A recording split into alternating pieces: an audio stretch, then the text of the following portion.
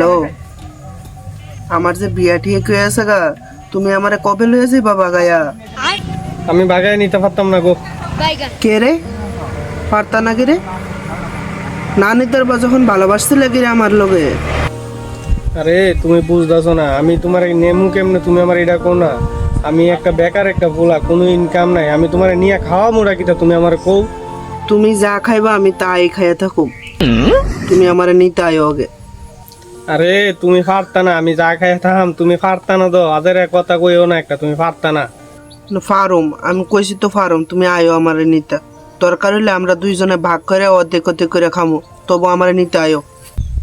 তুমি সারাদিন বিড়ি খাই থাকতে পারবা? সামনে বুধবার আমার বিয়া, তোর নিমন্ত্রণ, দুইটা ডাল ভাত গিলা যাইস।